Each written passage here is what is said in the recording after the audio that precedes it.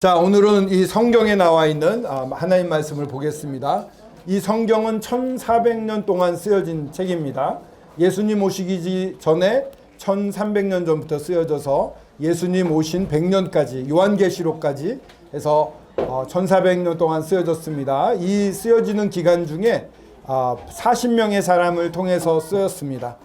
그런데 제가 지금 펜이 이렇게 두 가지가 있는데 이 펜으로 제가 썼습니다. 또 이 펜으로 썼습니다.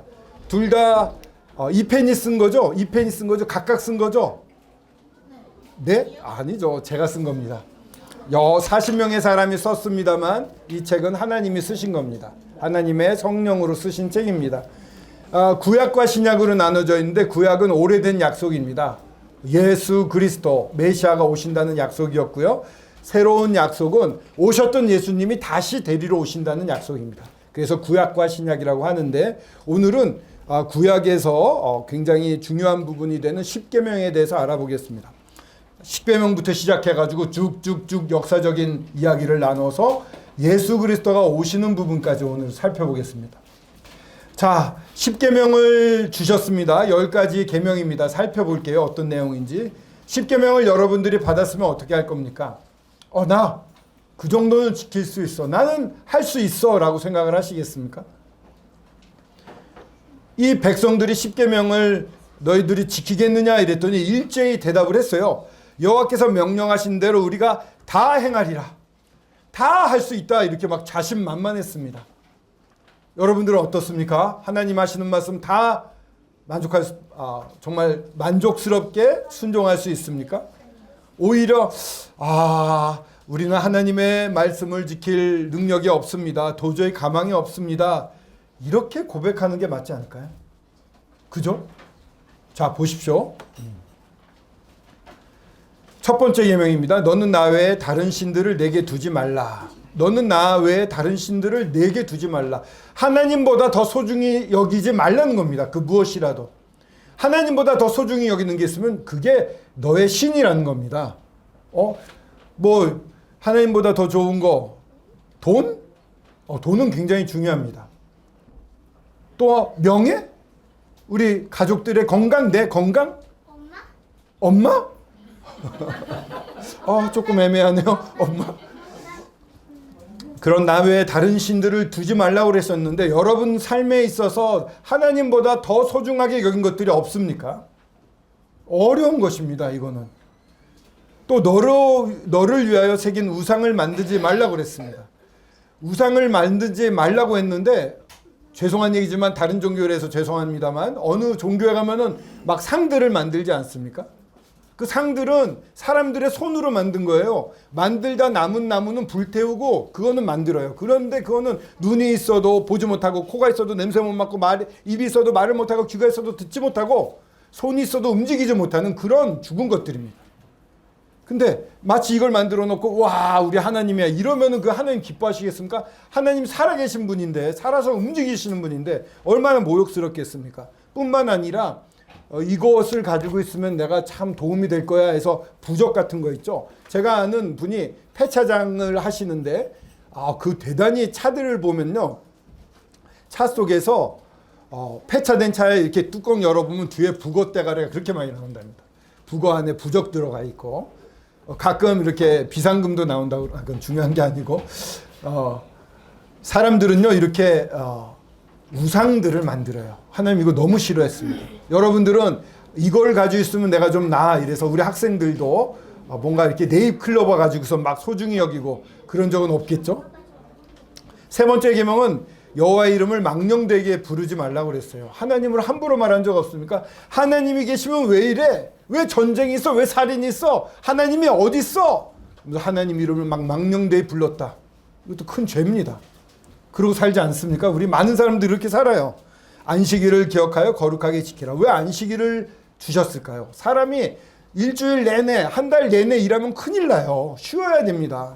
하나님 사람을 너무 위하셨어요. 쉬라고 하셨습니다. 6일 동안 천지를 창조하시고 마지막 날 사람을 만드셨고 일곱째 날 쉬라고 하셨습니다. 그러면 쉬면서 뭐 했겠습니까? 하나님은요 6째 동안 일을 하시고 일곱째 날은 사람과 교제를 하셨어요.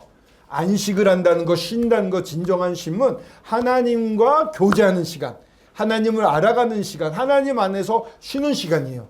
지켜졌습니까? 일요일 날, 지금은 이제 저희들이 일요일 날 쉬고 있습니다만 토요일도 쉬죠. 근데 정말 이 주일 일요일 날, 이 일요일 날 안식일의 주인 되시는 하나님을 소중히 여겼습니까? 그렇지 않고 살았다면 그것도 하나님 십계명 어기는 겁니다.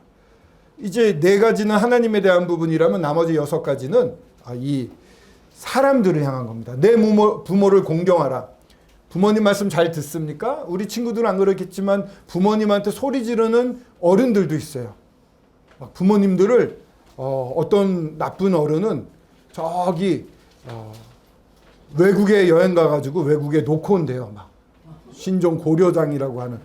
그렇게 부모를 공경하는 사람들이 있어요. 하나님을 무서워하지 않아요. 그런 사람들이 많아요. 여러분들은 어떻습니까? 부모님을 정말 공경하고 계십니까? 살인하지 말라. 나는 사람 죽인 적 없어. 천만에요. 그 형제를 미워하는 자마다 살인하는 자니 살인하는 자마다 영생이 그 속에 거하지 아니하는 것을 너희가 아는 바라. 살인은요, 미워하는 것부터 시작합니다. 갑자기 죽이지 않아요. 저 사람 미워 죽겠어 도저히 못 참겠어 해서 살인을 합니다. 미워하는 마음의 시작이 바로 살인의 시작입니다. 하나님은 마음을 보시는 분이에요. 마음을 꿰뚫어 보시기 때문에 아시는 거예요. 이미 살인했어. 여러분, 살인하지 말라 지키셨습니까? 간음하지 말라. 간음이란 것은 다른 이성과 적절치 않은 성관계를 가지는 걸 말합니다. 간음하지 말라고 그랬어요. 이거는 뭐 저랑 상관없어요. 잊지 마십시오. 하나님은 마음을 들여다보시는 분이에요. 마음을 다 보실 수 있어요. 너희 마음에 너희에게 이르는 음욕을 품고 여자를 보는 자마다 마음에 이미 간음하였다. 은큼한 생각으로 이성을 보는 눈, 그런 생각을 했다 이러면 벌써 하나님은 간음했어 라고 판정을 내리신다는 겁니다. 마음을 보시는 분이에요, 하나님은. 근데 어떻게 그런 하나님 앞에서 나는 멀쩡해라고 말할 수 있어요? 도둑질 하지 말라. 도둑질 해보셨습니까? 저 되게 착해 보이죠? 중학교 때 문방구 가서 이렇게 지우개 같은 거 몇 개 가져오고, 뭐 이렇게 제 동생은 좀 비싼 볼펜도 가져오고, 네가 더 훌륭하다 이랬는데, 평생 도둑질 안 해봤습니까? 짝꿍 거 안 훔쳐봤습니까? 마찬가지로 남의 거 훔치고 싶은 마음 생기면 어떡합니까? 하나님 모르시겠습니까? 내 이웃에 대하여 거짓 증거하지 말라 이렇게 되어 있습니다. 거짓말하면 안 돼요. 자기 불리하다고 자기한테 유리한 말을 해요. 얼마나 위험합니까? 이 9개 구명. 그러면 10째 계명은 뭡니까? 내 이웃의 집을 탐내거나 아내나 남종이나 여종이나 소나 내 이웃의 소유를 탐내지 말라. 남의 거 탐내지 말라고 합니다. 신약에 보면 탐하는 마음은 우상 숭배라고 했습니다. 탐심이 들어오면요, 하나님 필요 없어요. 그게 가장 먼저 와요. 모든 걸 다 지배합니다. 그게 우상이 되는 거예요. 여러분들 어떻습니까? 이 10계명 지킬 자신 있습니까? 근데 이스라엘 백성은 지킬 수 있어요. 다 지킬게요. 이랬단 말입니다. 지켰습니까? 아니요. 못 지켰어요. 그래서 율법을 준 거는 못 지킬 걸 왜 주셨을까? 말이 안 되잖아요. 한번 같이 볼까요? 그런즉 우리가 무슨 말을 하리요? 율법이 죄냐? 그럴 수 없느라. 율법은 죄가 아니에요. 율법으로 말미암지 않고는 내가 죄를 알지 못했어요. 지금 들으니까 나도 죄를 졌네. 내 마음속까지 보시다니 나도 많이 죄인이야. 율법을 주시니까 내가 죄인이라는 걸 알게 된 거예요. 율법이 탐내지 말라 하지 아니었다면 내가 탐심을 몰랐을 거예요. 하지 말라 하니까 내가 이걸 원하는 거 보니까 나한테 죄가 있구나. 율법의 행위로는 그 앞에 의롭다 하심을 얻을 육체가 한 명도 없어요. 율법으로는 뭡니까? 죄를 깨닫게 하기 위해서 주신 거예요. 10계명은 지키라고 준 게 아니라 너희들이 못 지키는 걸 알고 그러니까 주님 앞에 엎드려라. 하나님께 도움을 구해라 해서 주신 게 10계명이란 거예요. 이렇게 대답을 해야 되는 거예요. 과연 우리는 하나님의 말씀 지킬 능력이 없습니다. 도저히 가망이 없습니다. 이렇게 고백을 해야 되는 겁니다. 그래서 이렇게 무서운 계약을 지키겠다고 막 힘찼는데 하나님 보시기에 아이고 저들 어떡하나, 저대로 두면 다 멸망할 텐데 하나도 못 지킬 텐데 해서 은혜롭게 하나님이 너희들과 함께 할게, 내가 너희들 함께 해서 너희들 인도할게 라고 주신 게 성막이라는 거예요. 성막은 이 시내산에 와서 9개월째 완성이 되는데 이렇게 하나님이 거하시는 집이에요. 하나님이 거하시는 성막, 막이라는 건 텐트를 말하잖아요. 이게 언제든지 움직일 수 있는 텐트예요. 이 성막을 베푸시고 여기에 하나님이 너희와 함께 있겠다. 그러니까 막 나는 할 수 있어 이러다가 전부 멸망하면 안 되니까 하나님이 옆에서 보호하시려고 성막을 짓고 오셨어요. 성막의 울타리는요 전부 흰천으로 되어 있습니다. 바꿔 말하면 성막 안에 계신 하나님께 나오려면 깨끗해야 돼요. 거룩한 사람만 나올 수가 있는 겁니다.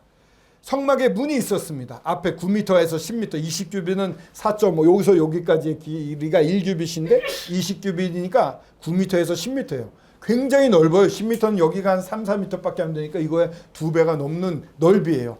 그 문이 넓은 이유는 뭐예요? 우리 교회 현관보다 훨씬 넓죠. 왜요? 모두 다 오십시오. 죄 지은 자든 죄 짓지 않은 자든 다 하나님 앞에 나오십시오 라고 초청하는 거예요. 번제단이 있습니다. 문을 통과하면 번제단이 막 불타오라요. 번제단은 무엇입니까?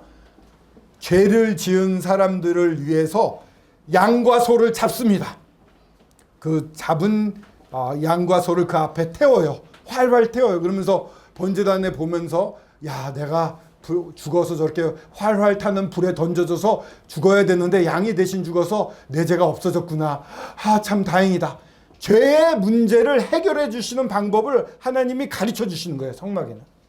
그 다음에 뭐가 있냐면 물두멍이라고 이 포인트 요렇게 요 앞에 이게 번제단이잖아요. 번제단 뒤에 물두멍이 있었어요. 물을 이렇게 담아 놓는 거였습니다.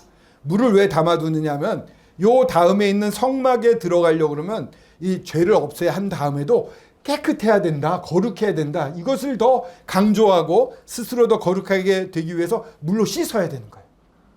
다시 씻어요.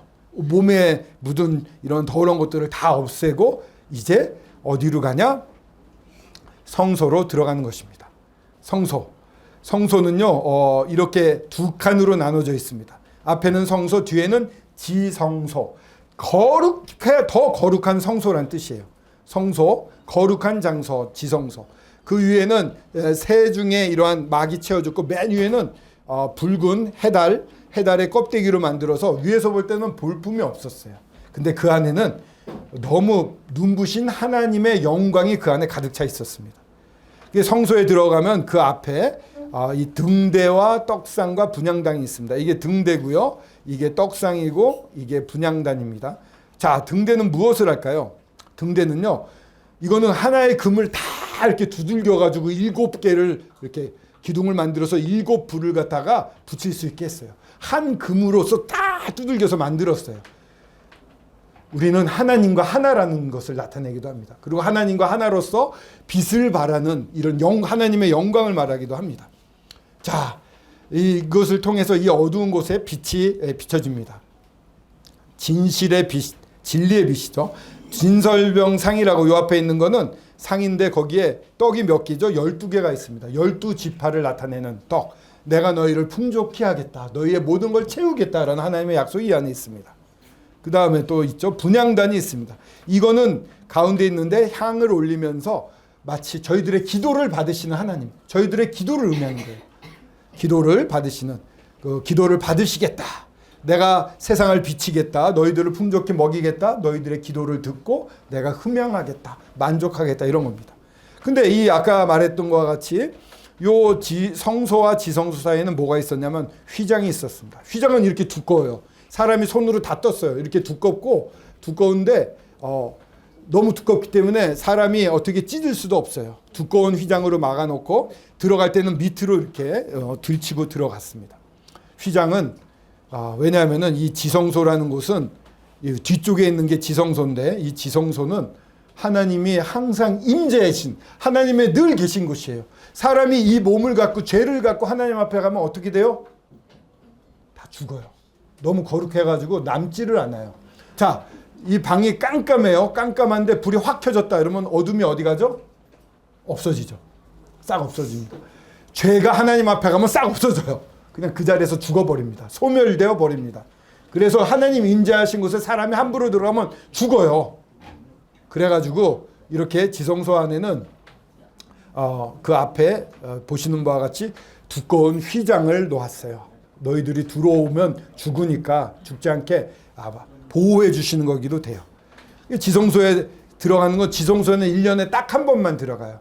7월 10일 대속죄일 날 피를 들고 모든 백성들이 와 이제 우리의 죄가 용서를 받는지 안 받는지 알 수 있는 날이야. 그래서 다들 이 성막을 둘러보고 250만이나 되는 이 이스라엘의 백성들이 다 그 주변에서 그걸 보고 있어요. 그러면 대제사장이 피를 들고 이 지성소 안에 들어가요. 그 중에 한 명이라도 회개하지 않고 나는 죄라도 괜찮아 이런 사람이 있으면 이 지성소에 들어갔던 대제사장이 어떻게 돼요? 죽어요. 근데 그 피를 들고 가서 하나님 앞에 드리는데 모든 사람이 회개하고 깨끗하라면 이 사람은 죽지 않고 나올 수가 있어요. 근데 이 대제사장 옷에 방울이 붙어 있었어요. 딸랑딸랑딸랑. 그러니까 다들 귀 기울이는 거야. 딸랑딸랑딸랑딸랑. 제사장이 아직 안 죽었네. 살았네. 우리 죄를 용서해 주십시오. 주님. 한 명이라도 죄 용서 안 받는 사람 없게 해주세요. 주님. 하면서 막 기도할 때 대제사장이 들어가서 이제 피를 뿌리고 용서함을 받고 나오는 거예요. 나와서 사람들 앞에 딱 나오면 사람들이 우와 우리 죄가 용서함을 받았어. 다행이야. 감사합니다. 이렇게 하나님 앞에 찬양을 드렸습니다. 이 지성소는 그렇게 중요한 곳입니다. 지성소 안에 들어가면 세 가지가 있어요. 이 안에도 언약궤라는 게 있습니다. 언약궤 세 가지라기보다 언약궤라고 하는데 이거는 이 궤 안에 뭐가 들어있냐면 이 십계명 돌판과 아론의 쌍난 지팡이 만나 이런 걸 넣었어요. 하나님의 기적, 하나님의 은혜를 나타내니까. 언약궤 위에는 이 그룹이라는 천사가 둘이 이렇게 날개를 펴서 밑을 내려다보고 있었어요. 뭘 내려다보냐면은 그 밑에는 뭐가 있냐면 속죄소라고 하는 것이 있는데 여기는 정말 하나님의 모든 죄를 속해주는 용서해 주시는 대가를 지불하고 속이라는 것은 대가를 지불하고 없애다 이런 뜻이 사오다 이런 뜻이 있어요. 죄를 어떠한 대가를 지불하고 다 용서해 주시는 그런 장소다. 하나님이 사람을 만나 주시는 그래서 용서하시는 장소인 거예요. 속죄소는. 그 앞에 이제 대제사장이 나가서 아까 말씀드린 대로 제사를 드리는 겁니다. 속죄소.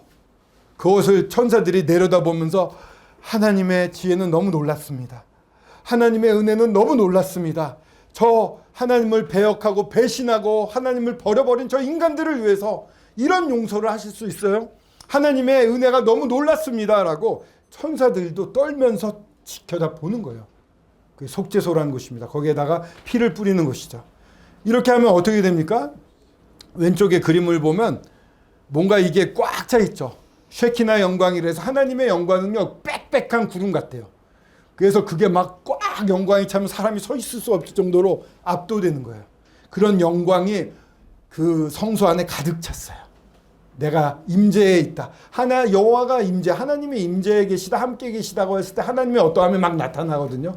그게 이러한 구름 같은 빽빽한 영광을 오시고 또 백성들에게는 보시는 바와 같이 이 불기둥이 확 솟고 밤에는 불기둥, 낮에는 구름 기둥이 솟아 있어서 내가 여기 있다. 걱정하지 마라 하고 인도해 주시는 것이었어요. 내가 할 수 있습니다. 너희들 못해. 그러면 안 돼. 너희들 그러면 멸망당해. 대신 내가 함께 있어서 너희들을 보호해 줄게. 자, 그러면은 그렇게 보호해 주신 하나님 앞에 사람이 나아갈 때 제사를 드려야 돼요. 제사. 죄가 있는 채로 나가면 죽는다고 그랬잖아요. 그럼 어떻게 해야 됩니까? 흠없는 수컷으로 회막문에서 여호와 앞에서 기쁘시게 받으시도록 드릴지다. 수컷, 양이나 염소나 소나 자, 흠없는 수컷으로 양이나 소나 염소나를 데리고 옵니다. 흠이 있으면 안 돼요. 하나님한테는 잘못된 거 나쁜 거 드리면 안 됩니다. 거룩한 거 드려야 됩니다. 죄가 없어야 됩니다. 회막문에 여호와 앞에 와서 기쁘시게 받으시도록 드립니다. 전 여태까지 이 사람이 제사장이 그 양을 잡는 줄 알았어요. 근데 데려온 사람이 양을 잡는 겁니다. 죄 머리에다가 손을 얹습니다. 머리에다 손을 얹어서 주일아 좀 일어서 봐. 미안해. 어린 양이다. 희율이 일어서 봐. 일어서서 희율이가 죄가 네가 어린 양 할래? 희율이의 죄를 우리 이 어린 양 주일이한테 이렇게 했어요. 그러면 이 희율이의 죄가 어디로 갔을까요? 주율이한테 다 간 거예요. 주율이가 죽으면 미안해. 희율이는 안 죽어요. 죄가 용서함을 받았기 때문에 대신 죽는 거예요. 주율아 예수님 부활하셔서 걱정하지 마라. 고맙습니다. 네, 고마워요. 본인이 와서 자기의 죄를 위해서 자기가 양을 잡는 거예요. 근데 잡는 게 쉽지 않아요. 피를 흘리잖아요. 근데 신기한 게 염소 같으면 발버둥을 친대요. 여기 염소도 잡긴 하죠. 근데 양 같은 경우는 또 잠잠히 있답니다. 근데 피를 따서 피가 막 나면 얼마나 끔찍하겠어요. 생각해 보십시오. 닭 잡으시는 분들은 많이 계시는 것 같아요. 저도 닭 모가지 밑으로 잡는 분을 많이 봤거든요. 어렸을 때. 저는 못 잡아봤어요. 근데 양이나 소나 이런 거를 잡을 때 얼마나 이 피를 흘리면서 끔찍하겠습니까? 으아! 하면서 아파하면서 죽을 거 아닙니까? 그 모습을 보면서 그래 미안해 내가 죽었어야 되는데 네가 대신 죽는구나. 얼마나 가슴 아팠겠어요. 그는 번제물 머리에 안수할지니 그를 위하여 기쁘게 받으시면 되어 그를 위하여 속죄가 될 것이다. 안수하면은 하나님이 기쁘게 받으신다고 그랬어요. 그를 위하여 속죄가 된다. 죄를 갚아서 없앤다 이런 거예요. 그 사람의 죄가 희유리의 죄가 주유리가 갚아짐으로 말미암아 없어지는 거예요. 갚아서 없어진다. 그러니까 죄가 옮겨지는 거예요. 대신 갚은 거예요. 그걸 대속이라고 하는 겁니다. 속죄라고도 하고요. 육체의 생명은 피에 있음이라 내가 이 피를 너희에게 주어 제단에 뿌려 너희의 생명을 위하여 속죄하게 하였나니 생명이 피에 있으므로 피가 죄를 속하니라. 정말 사람의 출혈이 심해지면 죽습니다. 피가 없으면 죽습니다. 생명 피에 있습니다. 그래서 이 피를 제단에 뿌립니다. 그래서 너희의 생명을 대신 갚아주게 하는 겁니다. 그래서 생명이 피에 있으므로 피가 죄를 속해주는 겁니다. 생명으로 생명을 갚아야 되는 거예요. 그래서 피를 흘려야만 합니다. 피로써 정결케 되나니 피가 정결케 해주는 겁니다. 피 흘림이 없음 즉 사함이 없다. 피 흘림이 없으면 용서함이 없습니다. 자, 성막의 제사입니다. 이렇게 각을 띄어서 올려놓고 불을 이렇게 막 태웁니다. 그리고 지성소에는 아까도 말씀드렸습니다만 1년에 한 번 들어가 자기의 백성의 허물을 위하여 드리는 피 이거 없이는 용서함이 없다는 것입니다. 이렇게 은혜를 베푸셨어요. 이 주님께 다 나오시겠습니까? 하나님 믿으시겠습니까? 다 믿고 싶죠? 믿기 싫으신 분 한번 손 들어보세요. 없을 겁니다. 근데 사람들은 어땠는지 아십니까? 슬픈 역사를 이제부터 보겠습니다. 이스라엘 사람들은 뒤에 이 성막이 있음에도 불구하고 모세와 아론에게 돌을 던져 들어 죽이려고 그랬어요. 물이 없네, 먹을 게 없네, 불평을 계속하는 거예요. 차라리 왜 광야에 데리고 왔어? 그 애굽에서 그냥 죽었으면 됐지. 왜 우리를 고생시켜? 이러면서 막 돌로 쳐 죽이려고 그래요. 하나님이 하신 일을 금방 다 까먹어요. 여러분들도 그러실 수 있어요. 은혜를 받았는데 금방 잊어버릴 수 있어요. 하나님은 어떻게 하셨어요? 노하셨어요. 무서운 불뱀을 보내서 심판을 하십니다. 원망하는 사람한테 하나님은 심판하십니다. 그 불뱀이 와서 사람들이 막 죽어가는 거예요. 백성이 모세한테 막 말했어요. 우리가 여호와 당신을 향하여 원망함으로 범죄하였습니다. 회개해요. 내가 잘못했어요. 범죄했습니다라고 고백하는 게 필요해요. 내가 지금까지 잘못 살았습니다. 이 삶은 잘못된 겁니다. 하나님 용서하여 주시옵소서 하고 하나님 앞에 회개하는 거. 이분들도 얘기했어요. 제가 원망했어요. 범죄했어요. 그래서 여호와께 이 뱀들을 우리에게 떠나게 해주세요 하고 하나님 앞에 기도했을 때 이게 바로 회개고, 그러자 모세가 놋뱀을 만들었어요. 놋으로 만든 뱀을 만들었어요. 이렇게 들었습니다. 놋뱀을 이렇게 들었어요. 그러면은 하나님이 베푸시는 구원의 방법입니다. 놋뱀을 들었고 이걸 보라고 했습니다. 사람들 어떻게 생각했을까요? 무슨 뱀에 물렸는데 그걸 봐! 약을 갖다 줘야지. 그죠? 치료를 해줘야지. 모세는 이걸 보라고 그랬어요. 하나님이 이걸 보라고 그랬어요. 여러분들은 어떻게 하시겠습니까? 하나님이 모든 것의 시작이자 끝입니다. 하나님이 절대적인 주권자가 되신 분입니다. 하나님의 음성을 들어야 됩니다. 순종해야 됩니다. 우리가 하나님 말씀 안 듣고 불순종했어 이랬잖아요. 그럼 순종해야죠. 하나님이 이거 봐라 이랬는데 봐야잖아요. 하나님의 방법을 제시할 때 하나님 길로 가야 돼요. 내가 곧 길이요 진리요 생명이니 나로 말미암지 않고는 아버지께로 올 자가 없다. 예수님 말씀하셨어요. 나로 말미암지 않고는 아버지께로 갈 자가 없다고 그러는데 사람들이 예수님을 구하지 않고 다른 방법을 생각해요. 내 생각에는 치료를 받으면 나을 수 있어. 내 생각에는 이 종교를 믿으면 나을 수 있어. 나는 이 종교 믿을 거야. 내 힘으로 갈 거야. 다 안 돼요. 노뱀을 보라 이러면 봐야 돼요. 요 앞에 보면은 이 노뱀을 본 사람들은 살아났지만 안 본 사람은 죽어가고 있어요. 하나님의 방법을 따라야 됩니다. 이게 순종입니다. 감사합니다. 근데 그 다음에 이제 예수님이 하나님이 이 가나안 땅을 정복하라고 그랬어요. 여호수아가 앞장서 가지고 가나안 땅을 막 정복을 했어요. 근데 다 정복이 끝났을까요? 다 못했고요. 여호수아와 하나님을 아는 사람들이 죽은 다음에 어떻게 돼요? 사사시대가 와서 모르는 사람, 하나님을 모르는 사람, 경험해보지 못한 사람들 그러니까 또 자기 멋대로 살기 시작하는 거예요. 우상신을 섬기고. 그렇게 막 자기 멋대로 사는 사람들이 나타났어요. 그래서 하나님이 사사라는 400년 동안 사사라고 하는 인도자, 리더를 15명이나 보내줬어요. 근데 늘 이랬어요. 죄를 막 져요. 그럼 불뱀을 보내듯이 하나님이 또 심판을 하세요. 그럼 잘못했어요 하고 회개를 해요. 하나님 건져주세요. 한 번만 하면 되잖아요. 근데 또 잊어버려요. 또 이방신 섬기고 자기 자식을 막 우상의 제물로 불로 드리고 왜 그런 짓을 할까요? 도대체 내가 배불리 먹고 싶어, 건강해지고 싶어, 내 나라가 커지면 좋겠어 이러면서 사람들이 욕심을 부리는 거예요. 세상 사람들하고 너무 비슷하죠. 하나님의 은혜를 입었어도 그렇게 살 수가 있는 건데 그렇게 막 죄가 심해져서 하나님 무시하고 살면은 하나님이 심판하세요. 옆에 나라들이 쳐들어오게 해가지고 다 노예 삼고 자기 엄마, 자기 아빠, 자기 동생, 자기 아들, 딸 전부 팔려가요. 종으로. 끔찍한 고생을 해요. 그때 다시 하나님 잘못했습니다. 하나님 용서하여 주십시오. 이러면 하나님이 사사를 일으켜서 또 구원해 줘요. 사사가 몇 명 있었다고요? 15명. 적어도 15번 이상 그렇게 했던 거예요. 사람이 이렇게 어리석습니다. 사람은 나는 기대할 게 없어요. 나한테. 정말 죄인이에요. 뼛속까지 죄인이에요. 나를 기대할 수가 없어요. 이제 사사들 말고 왕을 세워달라고 그러니까 하나님이 또 섭섭했어요. 사람이 아니라 나를 믿고 나를 따르라 이렇게 말했는데 이스라엘 사람들은 왕을 주세요. 왕을 주면 왕국이 돼가지고 더 우리가 힘이 세질 것 같아요.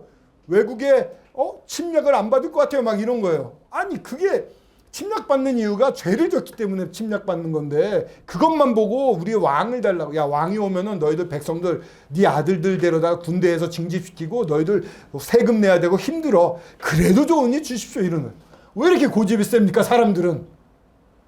내 자신은 너무나 사람을 보시오. 너무 고집이 세요. 하나님 말해도 계속 멀어져 가요. 왕들을 세웠어요. 좋은 왕도 있었지만 나쁜 왕이 훨씬 많았어요. 점점 하나님으로부터 멀어져요. 선지자들을 보냅니다. 이러면 안 돼. 예레미야나 막 이런 사람들 톱으로 썰어 죽였대요. 돌로 쳐 죽이고 선지자들을. 더 나빠졌어요. 더 나빠졌어요. 하나님이 도저히 그냥 둘 수가 없어요. 그래서 예수님 오시기 722년에 북이스라엘은 저기 아수르라는 외국의 커다란 민족들이 쳐들어와서 다 포로로 끌고 갑니다. 멸망해버려요. 나라가 없어져 버립니다. 그리고 예수님 오시기 586년 전에 남쪽의 유다 왕국은 바로 바벨론이라는 또 그 아수르의 후속으로 나타난 큰 나라가 쳐들어와서 싹 끌어갑니다. 성전이요. 이 놀라운 하나님이 함께 하시겠다고 약속했던 성전은 어떻게 되는 줄 알아요? 다 뒤집어져요. 다 파헤쳐져요. 그냥. 왜냐하면은 금을 입혔는데 막 전쟁이 일어나니까 금이 녹아들었어요. 그러니까 성전 밑에 돌 밑으로 금이 다 새어 들어간 거예요. 그거 끄집어내려고 성전을 털을 다 뒤집었어요. 자기들의 정말 자랑거리. 우리는 다른 민족과 달라. 우리는 하나님이 함께 하셔. 이 성전을 봐 놀랍잖아 라고 자랑했던 거 다 없어졌습니다. 하나님이 진노하시면 정말 무서워요. 심판하세요. 싹 성전도 뒤집어 엎어졌고 백성들 다 끌려가고 어떤 왕은 눈을 뽑힌 채로 끌려가고요. 다 끌려가서 똑똑한 사람들은 내시가 돼버리고요. 아주 끔찍합니다. 남겨진 사람들은 아주 보잘것없는 사람들만 남겨졌어요. 이스라엘의 역사 너무 슬픕니다. 선지자와 포로 시대로 이렇게 끌려가서 이런 고생하고 이렇게 막 다 포로로 끌려가는 거예요. 묶여가지고. 그리고 가서 그냥 중노동만 하는 거예요. 먹을 거나 제대로 줬겠습니까? 이제 암흑 시기. 그렇게 끌려간 동안 400년 동안, 무려 400년 동안 하나님이 말씀을 안 하세요. 이제 자기 백성 이스라엘 사람들한테 얘기를 안 해요. 400년 동안. 얼마나 속상하셨으면 그랬을까요? 400년 동안 기다렸는데 처음에 헬라 시대가 그리스 신화, 우리 그리스 신화 잘 알죠? 그 그리스 신화가 나온 그리스가 400년 중에 200년, 한 300년 동안 지배를 합니다. 지배를 하는데 그때는 정말 전혀 하나님의 음성이 없으니까 사람들이 정말 자기 멋대로 살았어요. 너무너무 힘들어졌어요. 그러다가 독립운동에서 예수님 오시기 100년 전에는 자기들끼리 독립국가도 만들어요. 근데 그 다음에 온 로마 시대 이 로마 황제들이 또 쳐들어와 가지고 예수님 오시기 60년 전쯤에 그 독립된 국가가 멸망을 당합니다. 그래서 이제는 식민지가 돼요. 우리나라 일제시대 식민지보다 더 힘들게. 그래서 포도주를 예수님이 포도주를 처음 기적 만드시잖아요. 포도주가 엄청 귀했어요. 우리는 거기 가면 맨날 포도주를 물처럼 먹어. 아니에요. 너무 수탈이 심하니까 다 세금으로 가져가고 포도주도 가져가니까 결혼식이나 돼야지 어쩌다 맛보는 것이 된 거예요. 선생님 어렸을 때 갈비는 하루에 1년에 한 번 먹을까 말까 그랬거든요. 지금 우리 친구들은 막 먹죠. 갈비, 돼지갈비, 소갈비 막 먹죠. 선생님 어렸을 때 못 먹었어요. 근데 뭐 일제시대 때는 더 심했겠죠. 고기가 어디 있었겠어요. 이스라엘이 암흑기에 빠져 있을 때, 로마의 식민지가 됐을 때는 그렇게 어려웠어요. 그런 어려운 시간을 보내면서 어떻게 되겠습니까? 드디어 그들이 마음이 낮아졌어요. 400년 동안 하나님의 선지자 말씀도 없었죠. 하나님이 전혀 개입도 안 하시고 나타나지도 않았어요. 이제 더 이상 못 참게 된 거예요. 다들 마음이 낮아져서 이렇게 낙심한 가운데 구원자여 오시옵소서, 메시아여 그리스도여 어서 오시옵소서라고 기도하기 시작했어요. 탄식했어요. 탄식했어요. 여러분들은 어떻습니까? 예수님을 기다리시고 탄식하고 기도해 보십니까? 하나님은 어떠신 분입니까? 백성들이 탄식하고 슬퍼하면 들으시는 분입니다. 여기 한 분이 나와 있어요. 이 분에게 천사가 나타나서 말씀을 하셨어요. 누굴까요? 마리아입니다. 우리 친구들이 빨리 하네요. 보라, 내가 잉태하여 아들을 낳으리니 그 이름을 예수라 하라. 구원이란 뜻이잖아요. 그가 큰 자가 되고 지극히 높으신 이의 아들이라 일컬어질 것이요 주 하나님께서 그 조상 다윗의 왕위를 그에게 주리라. 그들이 기다리던 왕, 또 지극히 높으신 하나님의 아들, 모든 것을 다 지배하실 큰 자가 되셔서 오실 거다라고 가브리엘이라는 천사가 마리아에게 말했어요. 근데 문제는 마리아는 결혼해 본 적이 없어요. 남자랑 관계를 가져보지도 않았어요. 남자를 알지 못하는데 어찌 이런 일이 일어납니까? 어떻게 제가 임신할 수 있겠습니까? 어떻게 아들을 낳을 수 있겠습니까? 그때 하나님 천사가 이렇게 말합니다. 성령이 내게 임하시고 지극히 높으신 이의 능력이 너를 덮으시리니 그러므로 나시바 거룩한 이는 하나님의 아들이라. 남자 없이 처녀가 예수님을 그 하나님의 놀라운 능력으로 임신할 수 있게 하고 낳게 하실 거라고 약속을 하셨습니다. 그러면서 하신 말씀이 친족 엘리사벳이 있는데 침례 요한 있죠. 침례 요한이 먼저 태어나요. 6개월 정도. 6개월 전에 이미 아이 낳지 못한다고 하는 할머니가 막 80, 90된 할머니가 임신을 했어요. 기적이 아닙니까? 대저 하나님의 모든 말씀은 능하지 못하심이 없느니라. 하나님의 말씀은 능하지 못한 게 없습니다. 하나님의 말씀을 우리가 변화를 입는 겁니다. 마리아가 어땠을까요? 그래도 좀 못해요 이랬을까요? 그 당시에 그 당시에 사람들이 바라던 거는 메시아가 온다. 메시아가 우리를 구하러 올 것이다. 이러한 소문이 돌고 있었대요. 그래서 구문에 의하면, 전해지는 말에 의하면 많은 처녀들이 나를 통해 메시아가 나으면 좋겠다 이런 얘기들을 하기도 했답니다. 그런 기대가 있었어요. 메시아가 오시기를. 마리아가 이렇게 순종을 합니다. 마리아가 이르되 주의 여종이오니 저는 여종입니다. 말씀대로 내게 이루어지이다 하며 천사가 떠나간. 우리 하나님 앞에서 이런 마음 너무나 소중합니다. 저는 주의 여종입니다. 전 아무것도 할 수 없습니다. 하나님이 주인이시고 저는 그저 따라가는 종에 불과합니다. 하나님 말씀하시면 모든 것이 다 이루어집니다. 하나님이시니까요. 저는 하나님을 순종하겠습니다. 이 자세가 너무 기쁩니다. 이런 사람을 통해서 하나님이 일을 하셔요. 그 남편 요셉에게도 하나님을 경외하는 요셉에게 하나님 말씀하십니다. 처녀가 잉태하여 아들을 낳을 것이요 그 이름을 임마누엘이라 하셨으니 이를 번역한즉 하나님 우리와 함께 계시다. 이거는 700년 전에 이사야 선지자를 통해서 예언을 한 거예요. 예수님에 관련된 예언, 예수님이 태어나시겠다고 구약에 나와 있는 예언이 360가지가 훨씬 넘습니다. 그 예언이 다 맞아떨어졌어요. 100%. 그런 일은요, 인쇄소가 갑자기 폭발이 터졌어요. 폭탄이 터졌어요. 뻥! 해서 인쇄소에 쌓였던 원고들이 다 푸르륵 날랐다가 뚜락 떨어지면서 착착착착 쌓여가지고 백과사전이 될 수 있는 비율과 똑같답니다. 성경에 나와 있는 예언이 다 맞아떨어지는 비율은 그렇게 어려운 거예요. 확 올라갔던 종이가 착착착 쌓여서 백과사전 순서가 된다. 있을 수 없잖아요. 그만큼 어려운 일을 하십니다. 누가? 하나님은 그 말씀에는 부족함이 없어요. 모든 거 하실 수 있는 분이에요. 그래서 그 말을 듣자 요셉도 참 믿음이 좋은 사람, 하나님을 두려워하고 순종하는 사람이에요.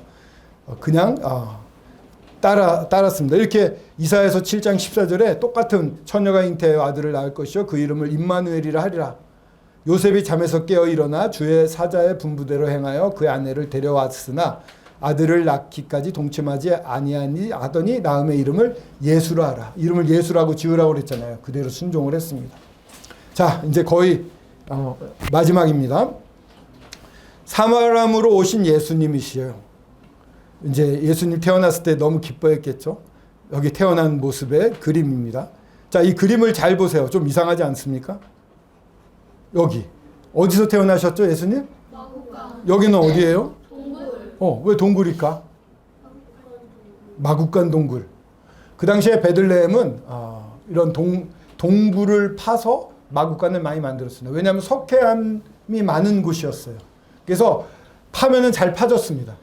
양들을 기르는 마국간을 이렇게 석회암을 파서 동굴을 파서 그 안에다가 속에는 양들의 구유 이런 양과 마국간으로 사용하고요.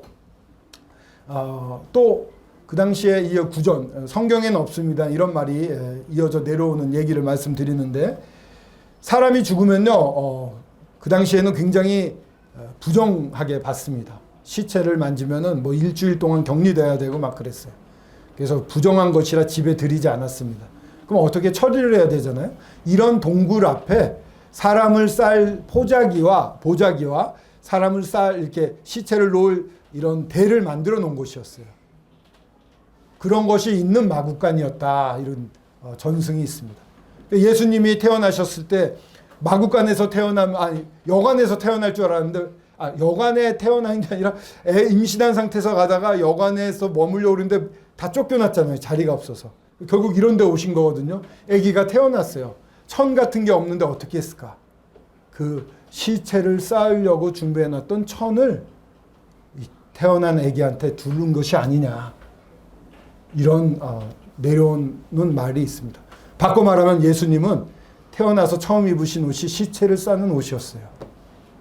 예수님은 죽으러 오셨습니다. 죽으러 오셨어요. 누구를 위해 죽으러 오셨어요? 이 예수님은요, 사람으로 왔어요. 지혜와 키가 자라가며 하나님과 사람에게 더욱 사랑스러워 가셨어요. 아기로 태어났잖아요. 이렇게 태어났을 때 강력한 군사나 무서운 짐승이 오면 예수님 못 지켜요. 하나님은 이런 상황인데도 우리 예수님 보내셨어요. 놀랍지 않습니까? 이 은혜, 저희를 향하신 사랑이 큰 거죠. 지혜와 키가 자라가고 이렇게 그는 죄를 범하지 아니하였고 그 입에는 거짓도 없었어요. 그렇게 성장을 했습니다.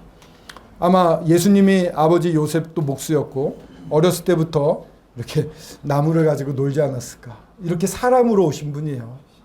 예수님 이러면 너무 엄청나게 나는 뭐든지 할 수 있어. 난 능력가야. 이렇게 아주 의리의리한 분으로 오신 분이 아니라고요. 우리랑 똑같은 우리 주율이 한번 일어서 봐. 또 다시 한번. 우리 주율이 이런 과정을 거친 거라고요.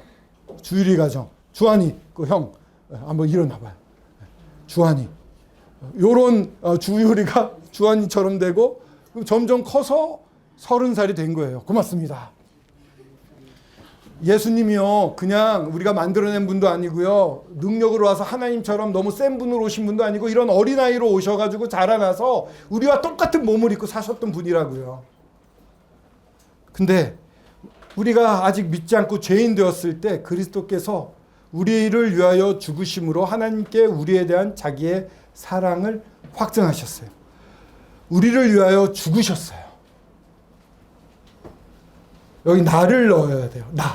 나를 위하여 죽으심으로 하나님께서 나에 대한 자기의 사랑을 확증하셨어요. 한번 여기 우리라는 곳, 그리고 우리가 여기 3번 나오죠. 우리 나로 바꿔서 한번 읽어보겠습니다. 시작. 내가 아직 죄인 되었을 때 그리스도께서 나를 위하여 죽으심으로 하나님께서 나에 대한 자기의 사랑을 확증하셨느니라. 로마서 55장 8절 말씀입니다. 사람에게 기대하지 마십시오. 내 자신에게도 기대하지 마십시오. 이스라엘의 역사를 보십시오. 그 놀라운 십계명도 주시고 성막도 주시고 함께 하시고 그랬는데 점점 더 타락해 갔습니다. 너무 힘들어할 때 예수 찾아오십니다. 오셔서 오셨는데 오신 분이요, 그냥 우리랑 똑같은 사람으로 오신 거예요. 특별히 하나님이라 특별한 능력으로 오신 게 아닙니다. 사람으로 오셨어요. 얼마나 불안하셨을까요? 그 이 삶을 살 동안 자기를 비우셔서 살았어요. 자기 능력으로 자기를 배불리 하지 않았어요. 굶주려도 돌을 떡으로 만들어라 해도 안 바꾸셔요. 하나님만 순종하는 그런, 정말 우리랑 똑같은 몸인데 하나님만 바라보는 사람으로 오셨어요. 그분이 죽으셨어요. 하나님은 우리를 사랑하는 것을 증명하려고, 확실한 증거가 되기 위해서 확증하셨어요. 이렇게 사랑으로 여러분들 앞에 오신 예수님을 이스라엘 백성들처럼 거절하시겠습니까?